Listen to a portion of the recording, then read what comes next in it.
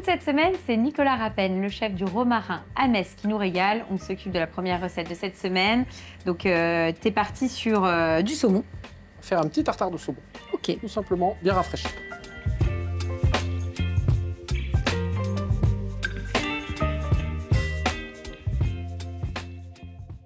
Donc, Nicolas, on va travailler saumon fumé et saumon frais pour la première recette. Donc, amuse-bouche. Oui. Bah, voilà, dis-moi, on commence par quoi? Donc, on va tailler notre saumon frais, notre saumon fumé Ok. en tartare. Bah, je te laisse faire. Alors, on ne va même pas tout prendre parce qu'on a un gros morceau. Donc là, l'idée, c'est de travailler un petit amuse-bouche autour du saumon avec des marqueurs, voilà, fraîcheur. Fraîcheur. Pour garder la fraîcheur du printemps, on va rajouter un petit peu de citron vert. On va rajouter un petit peu de piment d'Espelette qui est toujours sympa, un petit peu, qui apporte un petit peu d'acidité. L'idée, c'est un tartare. Donc, on coupe, mais il faut quand même qu'il y ait de la mâche. Voilà. Hein, on est d'accord. Et là, donc tu tailles ça en petits dés. Ça, on peut le faire avant, la partie taille? Alors, on peut la faire à l'avance. L'idéal, c'est que l'assaisonnement se fasse au dernier moment. Oui. Pour garder le côté fraîcheur, qu'il ne soit pas trop cuit, parce qu'on va s'apparenter plus à la ceviche, dans lequel cas on rajouterait du concombre, des choses comme ça à l'intérieur. Ça, on peut le préparer en avance, hein, en amont. Il y a même intérêt pour profiter de ses convives. Oui, à la limite, on peut tout couper. Bien sûr. Et finalement faire l'assaisonnement au dernier moment. Bah, l'assaisonnement peut être même prêt dans une petite tasse. Oui, c'est ça, mais on... Et juste, voilà, on fait le mélange au dernier moment. L'oignon se fait au dernier moment, voilà, tout à fait. Donc ça, on va ajouter un petit peu d'huile d'olive. Oui. Ah ouais, tu mets de l'huile d'olive. Qui va apporter un petit peu de liant. D'accord. On va ajouter un petit peu d'échalote. On va mettre 2-3 non plus. Oui, de toute façon, l'idée, c'est effectivement de laisser le produit, à savoir le saumon, vraiment, c'est l'élément principal et le marqueur essentiel de cette recette-là. Un peu de piment d'Espelette. Un petit peu de piment d'Espelette. On va mettre un petit zeste de citron vert pour apporter un peu la fraîcheur. Oui. On pourra en remettre même sur le dessus pour le côté esthétique. D'accord. Au lieu de mettre du sel, alors on pense qu'on a quand même un saumon fumé, donc qui va déjà saler un peu la préparation. On va mettre quelques gouttes de sauce soja. D'accord. Ah ouais, tu assaisonnes avec la sauce soja. Ok. Voilà. Et là, en termes de quantité, tu as mis du temps pour temps? Saumon fumé, saumon frais? On est à peu près en temps pour temps. On va rajouter juste un petit peu d'aneth pour le côté vert. Après, si vous n'avez pas d'aneth, on peut mettre de la ciboulette, ça marchera bien aussi. On est d'accord. Ça ira très très bien. Même une petite pointe d'ail des ours. Ah oui. Là, qu'on commence à voir dans la forêt. Alors très léger parce que ça va tout de suite emporter. Oui, bah à la limite, parce que là, toi, t'es parti sur un petit... On aurait pu faire un pistou d'ail des ours. Un petit pistou basilic, mais effectivement, l'ail des ours, ça marche super bien. Très bien, très très bien. Voilà. Donc là, c'est bon, on n'a plus qu'à dresser, quoi. On n'a plus qu'à dresser. Ah ouais, on est vraiment dans une recette minute. Recette minute, très simple à exécuter. Et puis on va faire un petit dressage dans un petit cercle. D'accord. Tu vas dresser dans des petits cercles. On peut aussi imaginer de dresser directement dans des petites cuillères. Hein. Une petite cuillère, une petite verrine. Oui. Voilà, ça, il n'y a pas de souci pour la présentation. Très simple. On ajoute... Voilà, donc là, c'est quoi? C'est simplement basilic, ail, pignon de pin, du sel, un petit peu de parmesan. D'accord. On a des petites pousses de bourrache. Oui. On va pouvoir remettre, si on veut, un petit peu de zeste de citron vert pour le côté visuel. Et après, un tout petit coup de poivre. Bon, bah, super. Voilà, petite mise en bouche. Eh ben, on va la goûter, cette petite mise en bouche. Eh oui. On y va, on goûte? Allez. Hop. On récupère un petit peu de pesto, on fait comment? Oui? Non? On fait comme bon, comme bon nous semble. Comme ça marche.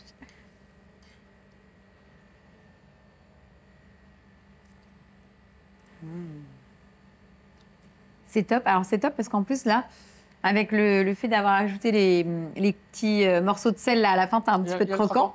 C'est très, très bon. On est vraiment sur un amuse-bouche, comme tu l'as dit, fraîcheur.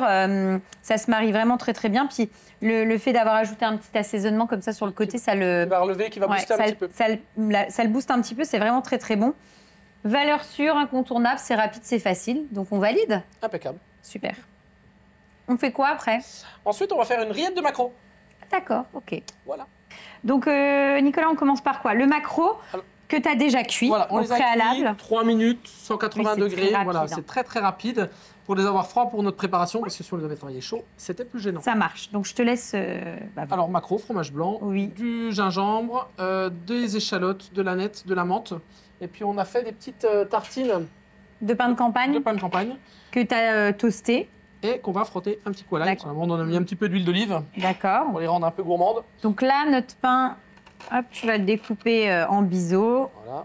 On va mettre De toute façon, on est vraiment sur une seconde recette d'amuse-bouche qu'on peut bien sûr adapter avec une petite salade en Bien version sûr, entrée. Bien sûr, tout On est à fait. d'accord. On mettra quelques petits toasts, une petite salade de mâche, des petites choses printanières, encore une fois, qui vont aller très très bien pour la préparation. Alors, notre rillette. Donc- Pour ce faire, on va prendre nos filets de maquereau. Oui. Donc, on a cuit. On va retirer la peau. Là, tu les as cuits comment, toi? À la vapeur? Alors, ils ont été cuits à la vapeur, mais on peut les cuire chaleur sèche, sans souci. D'accord. Par contre, il faut que ça Très, soit. très peu de temps. Oui, c'est ce que j'allais dire. Parce que sinon, c'est là que ça va effectivement la sécher. En gros, il faut que ça soit quand même un petit peu nacré à cœur, quoi. Donc, à fait. 2-3 minutes, c'est réglé. C'est Hein. vraiment 2-3 minutes. Mm. On veut vraiment garder ce côté moelleux du poisson. On aurait pu faire pareil, la même recette avec des sardines, même des maquereaux en boîte aurait été, hein, finalement. Ah, on peut aurait l'utiliser. pu faire tout à fait, qu'on aurait pu travailler le maquereau vin blanc Oui. classique. D'accord. Donc si, voilà, à la maison, on n'a pas le temps pour X raisons, on peut partir sur cette même recette et un assaisonnement qui sera similaire, mais avec du maquereau en boîte. Donc c'est quand même mieux d'avoir du maquereau frais. Maquereau frais. Puis je trouve que le maquereau, ça reste quand même un produit qui est très accessible chez le poissonnier. C'est très accessible. On n'oublie pas de dire que c'est un poisson qui reste sauvage, donc on a quand même des beaux poissons qui sont encore naturellement nourris. Oui, mais c'est vrai que c'est un poisson qui n'est pas souvent utilisé. Alors c'est dommage que ça ne soit pas plus utilisé parce que c'est un poisson qui est très très parfumé, qui a beaucoup de goût et qui mériterait d'être plus utilisé parce que l'été à la plancha ou même au barbecue, c'est très très bon. Donc là, tu les mets dans un cul de poule. Un petit cul de poule. On va juste les écraser un petit peu à la fourchette. D'accord. Oui, pour garder l'esprit rillette, c'est quand même Voilà. le mieux, c'est de mélanger. Là, puis on voit que le poisson n'est pas trop cuit, il reste Non. très moelleux. Il Alors, n'est pas sec du tout. On va ajouter dedans du bon fromage blanc. D'accord. Donc fromage blanc. Ah, tu mets du fromage blanc. Ok. On aurait pu mettre aussi de la mascarpone, qui aurait fait à peu près... Ou un fromage frais type Philadelphia, Saint-Maurel, des choses comme ça. Ou ces fromages-là qui seront un petit peu plus secs, qui vont nourrir la rillette. Ensuite, donc tu... Un petit peu d'échalote ciselée. C'est pareil, hein, on n'en met pas... on en met, mais il ne faut pas en mettre de trop non plus. Non. On va mettre un petit peu d'aneth. Alors, on n'est même pas obligé de la ciseler trop fine. Gardez vraiment les petits brins d'aneth à l'intérieur. Juste la concasser. D'accord. Oui. Oui, tu veux pas couper trop fin. Pour les amateurs, on aurait même pu mettre une petite goutte d'alcool anisé, Ah oui, d'accord. qui aurait été très très bien dedans. On va mettre un petit peu de gingembre. Oui, pour apporter du peps. Il va rapporter, voilà. Du fait que c'est en plus une petite entrée ou un amuse-bouche, on peut avoir des choses qui sont un petit peu relevées, qui vont mettre en appétit. Un petit peu de menthe pour rafraîchir. Oui, là, l'idée, c'est vraiment de l'assaisonner, d'apporter le côté herbacé, fraîcheur Tout à fait. à ta préparation. Ils vont bien se marier avec l'ensemble. Mhm. On peut mettre un petit peu 2 zestes de citron. de zeste de citron et de jus, D'accord. tant qu'à faire. Tu voudras que je mélange? Allez, on peut y aller. Et là, pareil, donc on mélange en écrasant En avec écrasant la fourchette. Un peu de piment d'Espelette. Mhm. Et un petit peu de sel. Mais de toute façon, là, l'idée, c'est de mélanger et d'avoir vraiment l'esprit de la rillette. C'est ce qu'on est en train de voir, hein, de toute façon. Tout à fait. Ça fait un espèce d'effiloché. Voilà, qu'on va pouvoir travailler en quenelle ou même en tartine pour les enfants, en tartine sur le morceau de pain grillé. Ce serait très très sympa aussi. Là, c'est bon? Oui, impeccable. On va pouvoir passer au dressage. Eh bien, super. On met nos petits morceaux de pain de campagne qu'on a frottés à l'ail. Frotté à l'ail. Et ensuite, c'est là que tu fais tes petites quenelles de maquereau, de rillettes de maquereau. Tu vas poser dessus. Ah, super. Hop. De toute façon, là, on est vraiment dans le... L'idée, c'est vraiment de faire un dressage, je dirais, très convivial. Hein. On est dans une recette On est conviviale. dans une recette conviviale. Et on est sur le côté partage, le côté... Voilà. Alors, encore une fois, on va pouvoir remettre... Un petit peu de... Pour emporter un petit peu de croquant. Coup de moulin à sel. On aurait même pu mettre, c'est en faisant la recette que j'y pense, des petits morceaux de chorizo qui auraient pu poivrer ou pimenter un petit peu. Faire un terre mer, quoi. Un terre mer qui aurait pu être très sympa. Et ensuite, donc, on remet une petite branche d'aneth. Super. Ah ben, voilà, elle tombe Voilà. toute seule. Et après, un petit peu de piment d'Espelette. Pour la forme. Bon, bah, on va goûter. Allez. Voilà, attends. Tartine. Hop, je vais couper ça.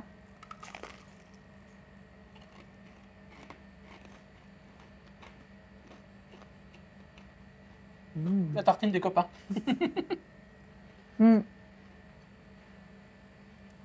Bah, on a beau dire n'importe quoi, mais c'est comme la première recette, c'est simple et efficace. C'est très bon. Alors c'est rigolo, tu dis la tartine des copains, mais on est vraiment dans une recette conviviale par excellence. Presque à manger en été, Ouais. sur une terrasse. C'est vraiment la recette qui fédère. Les enfants, les plus âgés, les plus jeunes comme nous, c'est très bon, c'est top. Super. On fait quoi après? On va faire un œuf parfait avec une fricassée d'escargot. Donc on commence par quoi? Les œufs? Donc Les tu œufs. les as déjà cuits en amont? Alors, on les a cuits en amont, donc dit parfait. Oui. Donc on est sur une cuisson 64 degrés pendant 45-47 minutes. Après à la maison, Oui. tu as la technique. D'accord, oui, effectivement. Nous, moi, j'ai déjà testé. Donc, même température, 64, 65. Et là, par contre, on les laisse entre 50, 55 minutes, 1 heure. Le mieux, c'est de tester. Franchement, vous mettez des œufs à la maison, chaleur tournante. Chaleur tournante, voilà. Très important. Et vous testez. Vous regardez, tout dépend de votre four. Mais en règle générale, effectivement, entre 45-50 minutes jusqu'à 1 heure, 1h10. Voilà. Nous, on utilisera ceci. Donc, on va les... Tu les remets à température On va les quand remettre à même température pour la Ok. préparation. Donc, je te laisse faire. Et puis, pendant que les œufs sont en train d'être remis en température, on va s'occuper de nos On escargots. va s'occuper de nos escargots. Alors, on a la chance d'avoir des bons producteurs d'escargots dans la région. En Oui. l'occurrence, ceux-là viennent de Moret. D'accord. Donc, Donc, dans le 54, dans le 54, on va sur le chaud. on va sur le chaud. Donc, une poêle bien chaude. Bien chaude. Tu mets donc du beurre, Un petit peu de beurre. une noisette de beurre. Voilà. Alors le beurre pour les escargots n'a pas besoin d'être très très chaud puisqu'on ne va pas chercher à les croûter, c'est juste les mettre en température. Je mets On quoi va faire d'abord? revenir, voilà. Les Donc on a petites échalotes échalotes, et ail, ail que tu as ciselé. ciselé finement. Alors on en a parlé, on aurait pu aussi sur ces recettes-là mettre de l'ail des ours parce que ça s'y prêtait Oui, très très et bien. que c'est la saison, C'est la ça saison, commence. ça parfume. Allez, on peut mettre nos Je les mets escargots. Oui, Je mets tout. voilà. Donc là, tu fais revenir tes escargots. Là, l'idée, de toute façon, c'est simplement de les remettre à température. De les remettre en température. Et puis de les enrober de ce beurre, de ces petites échalotes. Voilà. Alors on pourrait aussi rajouter un petit peu de jus de viande. On pourrait, voilà, la préparation, il n'y a rien de figé, c'est juste donner le côté un petit peu printanier qu'on va rapporter avec notre œuf. On va pouvoir ajouter derrière, voilà, la moitié à peu près. D'accord. Il faut que ce soit quand même assez riche, assez herbacé. Voilà. Voilà. On va mettre un petit peu de piment d'Espelette ou un petit peu de poivre. D'accord. Donc je mets un peu de Un piment petit peu. d'Espelette. Un petit peu de fleur de sel aussi. Alors, on a préparé en parallèle, on avait préparé C'est quoi? une purée de céleri. Ah, que tu vas mettre. On va mettre dans le fond de notre récipient, D'accord. notre œuf par-dessus et nos escargots. Ça marche. Donc là, on est à 2 doigts de dresser. Hein. Tout à fait. Donc, on va pouvoir mettre Donc à l'emporte-pièce, voilà, tu mets un petit peu de céleri au fond. il n'y a pas besoin d'en mettre beaucoup, c'est juste pour donner un petit peu de matière à notre entrée. Ok. Dessus, on va mettre notre œuf. Donc là, finalement, tu le casses pour vérifier Voilà. au niveau de la cuisson et puis Et des fois, on a un petit peu d'eau dedans. donc, tu le récupères délicatement à la cuillère et hop, Voilà. tu le mets Hop. au fond. On va pouvoir mettre Les petits escargots sur le dessus.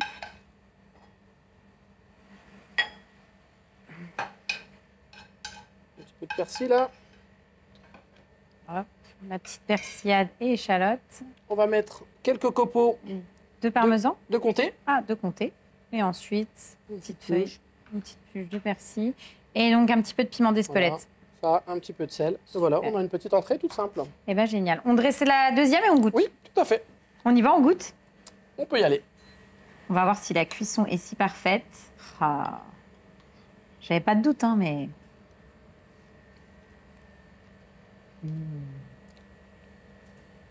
C'est bon. Le comté, les œufs, les escargots. Là, on est vraiment sur la recette gourmande par excellence. Ce que j'aime beaucoup, c'est le fait de ne pas avoir mis de pommes de terre, mais plutôt du céleri. Voilà, ça change. Je trouve que voilà, on sort un petit peu de ce qu'on peut découvrir. Et puis l'association œuf et escargot fonctionne très très bien. Donc voilà, on est sur une recette comme les autres, hein, efficace, gourmande, rapide et fédératrice. Tout à fait. On va préparer ensuite une recette avec Ludovic. Alors Ludovic, ton chef. Voilà, du romarin. Il va nous faire un magret de canard orange et carotte. Donc là, on va préparer notre magret. Oui. Donc tu as déjà fait une première cuisson, Ludovic. Oui. Tu l'as cuit comment? Alors déjà, on a retiré tous les excédents gras qu'il y avait autour. Oui. On a vu le... Donc on l'a paré. Voilà. On l'a quadrillé et ensuite on l'a démarré donc poêle froide Oui. pour que la graisse fonde bien et après D'accord. elle devient bien croustillante. Après on l'a mis au four sec, 130 degrés, pendant environ 9 minutes. D'accord. Voilà. Donc chez moi à la maison, je peux faire exactement le même principe. Donc je fais une première cuisson. Voilà. Après, je peux le laisser, Il faut le laisser reposer. La Et chair, là, voilà. nous, on va le repasser à la poêle pour finalement finaliser la cuisson Voilà. et surtout le mettre à température. Tout à fait. Ok. Un tout petit peu de graisse. D'accord. Donc un petit peu Ouais. d'huile neutre. Hein. Et donc là, donc côté peau. Voilà, tout doucement. Il va chauffer tout doucement. Après, Est-ce que le fait de faire cette technique-là, quand là on va le sortir, on n'est pas obligé de le laisser tirer? là c'est bon, là je peux l'envoyer directement comme ça. D'accord, ok. Il a déjà bien assez reposé. Donc c'est à la limite un avantage de le faire en 2 temps. Ouais. Là il y aura une belle cuisson bien uniforme, Mhm. bien rosée. 1, tu maîtrises ta cuisson et 2, finalement, tu n'es pas obligé de... Enfin, le temps de repos, tu l'as déjà fait en amont. Voilà. Et un temps de repos c'est important sur une viande. Après j'ai aussi mettre les carottes avec. Ouais. Ah, tu vas mettre tes carottes avec. Ouais. D'accord. Alors les carottes pas, mais les après cuites. Tu les as blanchies déjà voilà. dans un premier Voilà, temps, dans de l'eau salée. tout simplement. Voilà. Après refroidi dans l'eau froide pour stopper la cuisson. Donc Donc là, c'est bon. voilà, le magret, On voit la il a coloration. repris une belle coloration. Et là, On va laisser. Je vais ajouter mes petites carottes fan. d'accord. Donc, tu ajoutes tes carottes. T'en comptes 2 par personne. 2 par personne, voilà. Oui, mais ce qui est bien, c'est que finalement, tu n'as pas de perte. Tu bénéficies du gras là, du canard Voilà. pour pouvoir nourrir tes On va carottes. parfumer les carottes. On va ajouter un peu de sel. Donc, un petit coup de moulin. Voilà. Voilà, donc la viande, elle est C'est bon. bien colorée des deux Donc, tu côtés. la retires. Voilà. On la J'ai mis- réserve. Ajouter un petit peu de beurre D'accord. pour les carottes, pour finir les carottes. D'accord. Pour Voilà. nourrir effectivement tes carottes.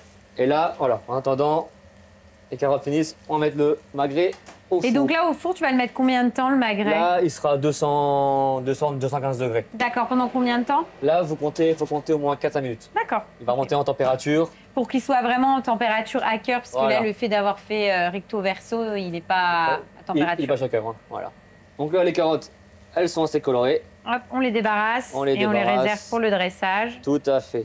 Et donc ensuite, on va réaliser une sauce, c'est ça? La sauce du canard, donc on va partir sur une gastrique. Ok. Voilà. On y va, donc Donc on va là, démarrer notre... Voilà. Un peu de vinaigre blanc. Ok, Voilà. Voilà, ça suffira. oui, On va mettre le feu plus fort. d'accord. Donc là, effectivement, on On va allume. mettre un peu de sucre normal. Blanc, le voilà. sucre classique. Pour réaliser la gastrique. Donc on va faire un petit caramel. Mhm. Et avec ceci, je vais aussi ajouter un peu d'orange. Et donc là, tu Des mets petits quartiers d'orange. des quartiers d'orange. Donc là, ça va permettre finalement de donner du parfum Ça va, ouais, ça à va ta gastrique. donner du goût à la sauce, à la gastrique. Donc là, maintenant, on va attendre que la gastrique colore, donc que le caramel soit un peu brun. Voilà. Donc là, c'est bon, on a une légère coloration. Voilà. Donc là, on va venir déglacer maintenant avec du jus d'orange sanguine. D'accord. Voilà. Alors si jus d'orange sanguine, ça peut être un jus d'orange classique, Oui. enfin, en tout cas un jus d'agrumes. Voilà. Jus d'orange, jus de clémentine, peu importe quoi. Et là, on Voilà. va attendre que ça réduise.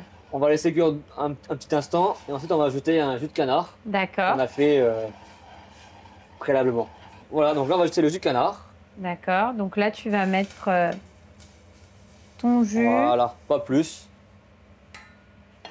Et là, on va laisser Et là réduire et maintenant, se concentrer. voilà, il faut c'est ça. laisser concentrer les saveurs Là, en termes de réduction, tu veux quelque chose qui va réduire de moitié? Ouais, moitié, ça va se corser mon goût forcément. La texture va aussi foncer. Et là, Et là, goût on sera saura que c'est bon. un bon jus de canard à l'orange, quoi. Donc, tu en as préparé d'avance. On va utiliser la sauce que tu as préparée en amont. Effectivement. On a tout ce qu'il faut, donc après, on n'a plus qu'à dresser. On peut dresser, ouais, c'est ça. Donc, on a fait aussi au préalable petite purée de carottes. Ok, Voilà. ça marche. Donc, donc, tu vas faire une quenelle, c'est ça? Ouais, je vais faire des petites quenelles. Donc, tu dresses dans une assiette blanche pour Voilà. avoir vraiment le contraste. Donc là, maintenant, on va découper la viande. Oui, Donc, on va le couper, nous, comme ça, au milieu. sur la longueur. On a une belle cuisson. Oui. On va venir juste un tout petit peu. Oui, c'est pour le poser plus facilement et pas qu'il bouge au Exactement. service. On avait Les carottes les petites carottes fan. On va venir que poser. l'on ajoute. Hop. Voilà. Et du Et coup, ensuite, notre fameuse sauce. le petit jus, du coup, Qui a à bien l'orange. réduit. Voilà. Une belle texture. Et ensuite, On va venir. napper la viande. Voilà. Super. Hop là. Et surtout, ne pas oublier Un petit coup de ça. fleur de sel. C'est la bonne touche. Et pour rester dans la carotte, on a les petites fans qu'on a récupérées. Oui, tu apportes un petit peu de Voilà, puis verdure. on reste dans la carotte. Et voilà. Super. On dresse la deuxième et on goûte. Allez, On y va, on goûte? allez. En tout cas, la viande est vraiment, on voit, ça n'a absolument pas dégorgé, quoi. Non, non. Il n'y a Elle pas a une... pas du tout Non. recraché de sang Non. ou quoi. Non, ça m'a l'orange. C'est vraiment très bon. En fait, l'accompagnement de la sauce avec ces petites notes orange, on le sent très bien. Mais c'est vraiment... Enfin voilà, on est vraiment dans quelque chose qui est très, très fin. Et canard à Ouais, l'orange, bah, c'est oui. un grand classique. Voilà. Alors, là, Qui c'est effectivement- fonctionne. En plus, je trouve que le fait de l'avoir associé avec de la carotte, c'est sympa qu'on retrouve en deux textures. Donc voilà, on est sur une valeur sûre. Et je trouve que ce qui est sympa dans cette recette-là, c'est ce que tu nous as conseillé, l'avant-cuisson, Oui. qui permet finalement de recuire au dernier moment ton Ah, c'est ce qui canard fait la et de ne différence, pas hein. Ouais, avoir ce ouais. sang que tu peux retrouver dans l'assiette. On va terminer avec le dessert. Ouais, alors on va terminer sur un cheesecake à la clémentine avec un biscuit au spéculoos. Donc Ludovic, je vais réaliser la base du cheesecake. Le biscuit, c'est ouais, Du coup, je spéculoos. récupère le spéculoos. Donc là, je mets du- tout. Ouais, il y a temps pour temps du coup. Là, il y a 250 grammes de spéculoos, donc Oui. de brisure, et 250 grammes de beurre Ok. Je vais qui est mélanger. tempéré. D'accord, donc beurre pommade. Donc là, je mélange. Voilà. Et moi, en parallèle, donc, je vais lancer donc, l'appareil cheesecake.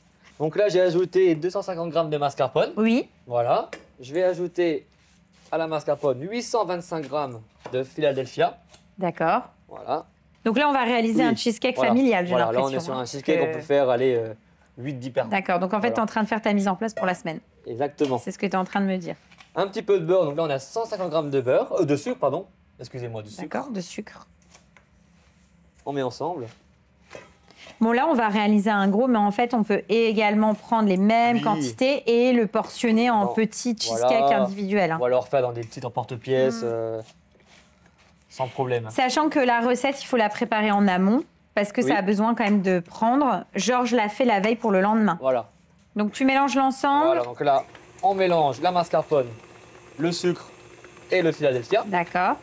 À quel moment tu vas incorporer justement Alors, la mandarine, moi, enfin je l'agrume, l'incorpore. mandarine, clémentine? Alors, on a fait au préalable une petite compotée, du coup. D'accord. voilà. Donc, tu as simplement récupéré tes mandarines, tu les as fait compoter. Voilà. Tu as rajouté du sucre ou non? Un peu de sucre. Un tout petit peu. Voilà. Ça a donné une texture un petit peu vraiment. Un Puis peu ça compliquée. fait comme une marmelade. Voilà, exactement. Et après, donc là, on va venir, donc là, soit le couper en une part, mettre un peu comme ça dessus, faire un peu comme un petit coulis D'accord. de clémentine. Mandarine, pardon. Donc là, c'est bon. Et donc là, ensuite, tu vas ajouter ta gélatine. Ouais, là, je vais ajouter donc ma gélatine. Mon T'as mis agrume combien et de la vanille. feuilles? 3 feuilles. Donc là, la gélatine, j'ai fait dire un tout petit peu de crème, Oui. vraiment tiédi. Hein, Je vais pour venir- pouvoir mettre ta gélatine Voilà, comme ça, elle va se détendre dans le. dans Donc la avant de mettre crème. la gélatine, il faut bien la presser. Oui, pour tu retirer retires. le Tout maximum l'excédent d'eau. Tout à fait. Voilà. Et on la met dans la crème tiède. Il faut surtout pas que ça boue. Si Oui, ça donc, boue, Tu laisses juste ta crème elle chauffer. ne fait plus son effet. J'incorpore. Ok. Voilà. Je vais ajouter une pointe de vanille. Ah, d'accord, ouais. Voilà. Donc, une gousse de vanille que tu as grattée. Voilà. Après la vanille, on va zester un tout petit peu de citron vert. D'accord, l'idée c'est d'ajouter une petite touche de Voilà, fraîcheur. ça va être En plus, on top. reste dans l'univers des Voilà, agrumes. on reste dans l'agrume. C'est vraiment très bon. Et donc ça c'est un cheesecake qui ne s'occupe pas. D'accord. Voilà. On va simplement après le placer au frais pendant Voilà. une nuit. Voilà. Et après, on pourra le couper. Exactement. Et ensuite, on mélange un petit coup. D'accord, donc tu mélanges ton appareil. Et après, on va faire le montage de notre cheesecake. Exactement. Dans un grand cercle, pour ici, à la maison, un petit cercle, le plus petit diamètre, ça ira très bien aussi. Donc, du coup, hop, on va le mettre dans un Voilà. gros cercle. Et là, on répartit. Qui est la même couche sur toute la tarte. Ça m'a l'air bien régulier. C'est bon? Ouais, c'est bon. Ok, Parfait. super. Et donc ensuite, Voilà. Ensuite, on ajoute donc, notre préparation. voilà. Donc là, pareil, la cheesecake. Oui. On va venir pareil, répartir proportionnellement. Tu vas tout mettre là, ton appareil? Normalement, la recette, c'est pour un cercle comme ça. D'accord, ok. Il faut vraiment que ça soit haut. Oui. Bah, c'est vrai que le cheesecake, voilà, il y a quand même un peu de matière, quoi. Il faut qu'il y ait de la matière. Je vais finir après la spatule. Ah bah dis donc, ça rigole pas, hein. Les quantités de cheesecake, là, c'est... On est pas mal. Et après, effectivement, tu vas égaliser avec, On va bien faire avec la lisse. spatule. Quelque chose de propre et de Que ça soit lisse. propre visuellement au moment du dressage. Super. Et donc là, c'est le moment où, effectivement, tu lisses l'ensemble. Voilà. Donc là, Ludovic est en train de terminer le cheesecake. Il en a préparé un d'avance, hein, parce que ça a besoin de reposer au moins une nuit au frais. Il va sortir celui qu'il a préparé, on le coupe et puis on va goûter. Donc voilà, donc on a démoulé donc, le cheesecake. Il est beau Voilà. comme tout. Donc on a fait préalablement. Ce qui est sympa, c'est les petites... Les petits points de vanille. Oui, exactement. Hop.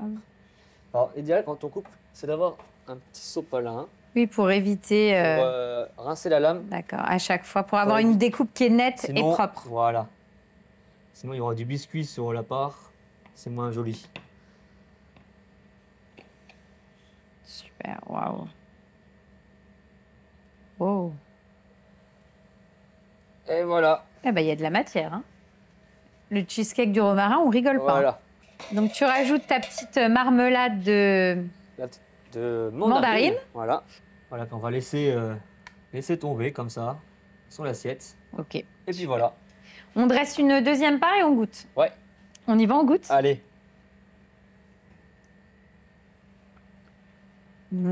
Il est excellent. Souvent, le cheesecake, effectivement, je trouve qu'il y a un juste équilibre et qu'il faut qu'il soit bien sucré. Pas trop, tu vois, il y a vraiment un équilibre. Et il est donné notamment par le spéculoos, Ouais. qui est quand même assez sucré. Ça apporte un Et tout petit peu de caution. Voilà, aussi. et qui équilibre bien, effectivement, avec le cheesecake, quoi. Et puis l'association avec les mandarines. Ça, c'est top. Ouais, c'est top. J'adore. C'est vraiment un bon dessert. Voilà, un basique, pareil, simple, rapide et efficace, comme toutes les recettes qu'on a pu faire cette à la semaine, maison. quoi. Ouais. Très Merci beaucoup, De Ludovic, rien. pour l'accueil. Merci aussi à Nicolas. Et puis, bah, comme à chaque fois, on reviendra vous rendre visite l'année prochaine. Avec grand plaisir.